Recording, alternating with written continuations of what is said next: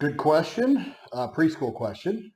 Son is 5 and in a private outdoor preschool. He does well in this setting but needs a para for one-to-one as he has sensory processing disorder and has sensory meltdowns behaviors at times. Local school district that we reside in didn't want to evaluate and pushed us off after first meeting. Then they realized after that they were still supposed to evaluate. I'm going to stop there for a second.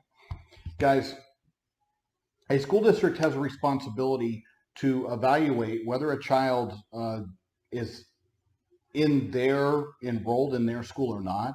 If a child with a suspicion of having a qualifying disability under special education law resides within the geographic boundaries of a public school system between the ages of 3 and 21, then the school system has that responsibility to locate, evaluate, and identify children suspected of having a qualifying disability that are also in need of specialized instruction. It's a twofold test, guys. It's not enough to just have a disability. You must also require specialized instruction to qualify for an IEP, different from the standard to qualify for a 504, okay, which is about equal access and accommodations. But for special education services, that is a requirement that you must meet. So a school system, whatever your geographic boundary is, I could care less if the child is homeschooled, if the child is in a private daycare, if the child is transient, homeless, it doesn't matter. The school system in your geographic area has a requirement and responsibility to, like I said, locate, evaluate, and identify children that might require specialized instruction. Now, that does not mean that they have to enroll before they're evaluated. That isn't the case. The school district has that responsibility under the law of what's called child find. And so under the child find law, that's their requirement, okay? The job is to just get your consent to do the evaluations. Once the evaluations are complete, then at that point, yes, in order for you to be eligible to, or to have your child be eligible to receive special education services, well, then that's where you develop the IEP. That's when you make a determination of where these services are going to be provided. And that's when the school system in order to provide these services, require your consent as a parent as a second step. Required your consent to evaluate, but then if your child is eligible, the second one is they require you to provide consent to provide those services. Now, that's where it gets tricky with regards to the least restrictive environment and these private placements and things of that nature when it comes to preschool. So your child was already in this preschool, and it sounds like to me that your child was in this private preschool, and your child's now 5, and the school system screwed up in their responsibility early on to comply with child find. So frankly, if that is the case, if I'm reading this correctly, then if that's the case, then you already have a good case against the school system for failing to identify your child earlier.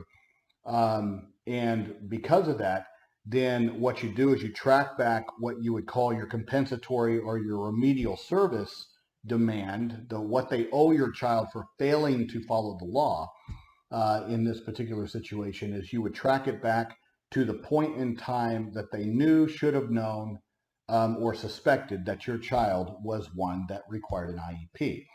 And so at that point, whenever that was in the past, as long as it's within that 2-year statutory limitation, then you could potentially trigger your dispute resolution options and get corrective action for their failure to do that. Okay, so up to that point, that is my answer.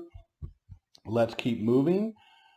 He is diagnosed with anxiety and probably has some undiagnosed on the spectrum or ADHD. I believe that his current outdoor school can provide his LRE, as he often needs outdoor breaks to calm his sensory system. Also can't sit still and needs to lay on his belly to color, pay attention, which is no problem in his current setting and even the norm. What initial evaluation should I be asking for? And how can I fight for an aide in a private school that best meets his needs? Current district is very understaffed for special education and are regularly seeking out-of-district placement, but at special education schools. Any advice appreciated? Okay. And you're also looking forward to taking the advocate course. Good. All right. Glad to hear that. This is going to be beneficial, especially at this age. The advocate course covers everything along the line, guys, starting at child find and ending at transition at 21. So very good information. So I'm glad that your interest in the course is there. Okay, so let's answer this. So it sounds like to me that they're just now in the process of evaluation. Your child is at this school, so you already have data to support that this is a good placement for your child. Now, at the same time, this is where it gets, for you, it gets sort of interesting because they failed to identify him when they should have, and he's already in an appropriate location to where he's, let's say, thriving and he's making progress. And if that's the case, then it puts you in a stronger position because of their screw up to push a little bit and make more demands that you believe that the school system and let's say the IEP team, that they should be funding continuation of his services at this private preschool, okay? Now, at the same time, I'm going to answer just strictly by what the law says. And that is, once he is identified and found eligible, then at that point, based upon the results of the evaluations, and the evaluations need to be thorough enough to where the school district knows basically the requirement is all encompassing, that they're supposed to evaluate for any known and unknown disabilities.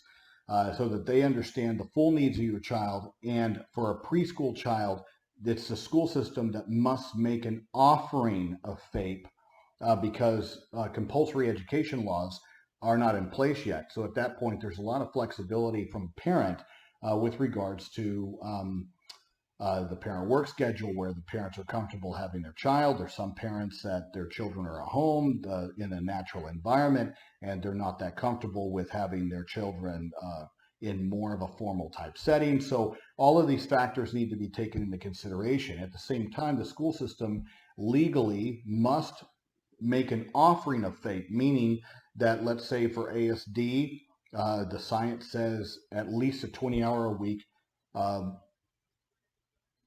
preschool program with a 50-50 mix with neurotypical children and children with IEPs, with an array of scientifically proven approaches, therapies, and techniques, ABA, things like that, that we know work in this situation. That would be what an offering of FAPE would be, at least a 20-hour-a-week program for that, okay? So I haven't seen your child's evaluations. I don't know what those are going to come back and say. But at the same time, if you're not at that situation yet and those haven't been completed, then this is where I'm telling you, having good data collection with regards to the current location, and if the school is doing a full evaluation, then that should include observations of your child in this private school location. And if not, then you need to make sure that you ask them, are you guys planning to do any kind of structured or unstructured observation of my child in his current environment? Once those results come back and you start discussing, I will tell you that 9 times out of 10, I mean the high majority of the time, a school system is going to try, and correctly so, because they have the legal responsibility to provide your child a FAPE, to make an offering of a preschool program within their system. Okay, that's just natural. That's going to be what it is in the majority of states. Now, because it's preschool, there are a lot of school districts that will collaborate and also do some special education funding sharing, which is permissible for private schools in your location. Some of those can be preschools, okay? And if there's staffing issues, then, as far as getting a one-to-one aide at this location, if he hasn't needed one up to this point, then you'd have to make a pretty good argument as to why now all of a sudden he needs one in his private preschool if he hasn't required one up to this point, but he's doing well. Now, I understand, I'm just giving you both arguments, okay? So you'd have to sit there and think about that and be able to come up with a good answer.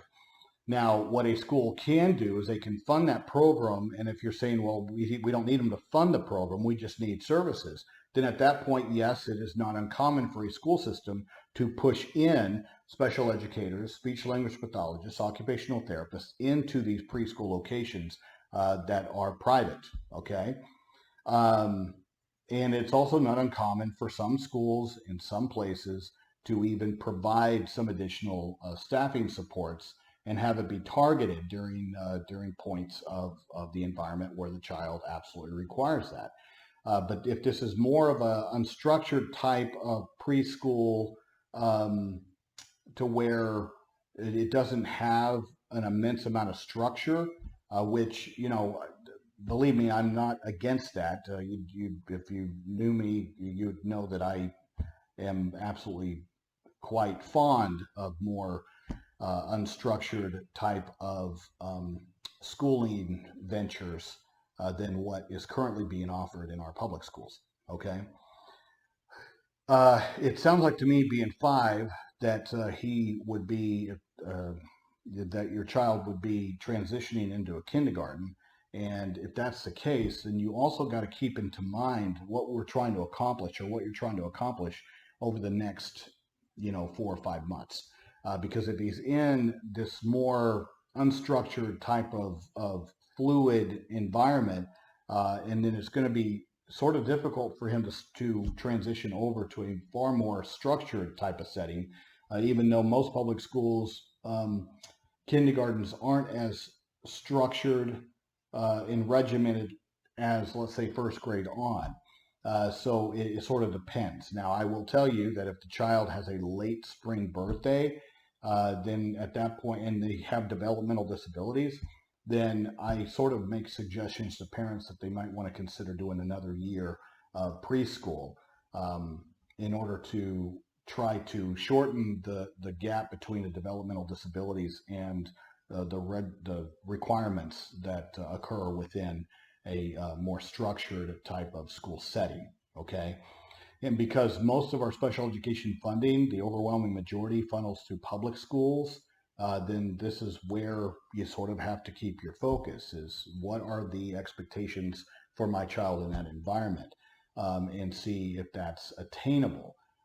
So there's a lot of factors in front of you, but I will tell you that if they screwed up over here, then it does put you in that position to be able to negotiate that transitioning for your child is going to be difficult. It's not appropriate.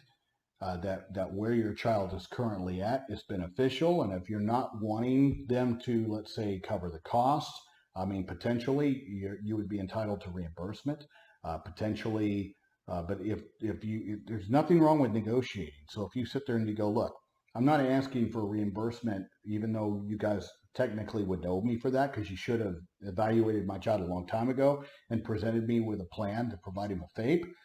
And because you didn't do that, this is what's happened. Then you could end up flipping it to where you say, look, I'm not going to ask for this if you provide, let's say, the aide.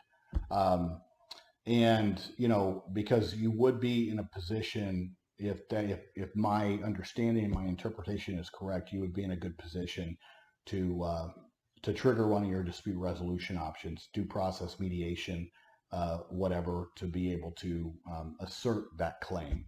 And so you could sit there and make those claims now if your child's eligible, and the determination is that your child needs X, Y, and Z. Okay?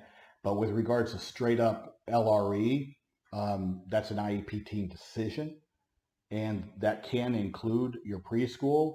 But most schools, overwhelmingly, because they receive the federal and state dollars, they have their right of first refusal, or they have their opportunity, their at bat, to succeed or fail. It's when they fail that puts the parent in a stronger position to say, you guys can't do it, you don't have the program my child needs, and then you can look elsewhere.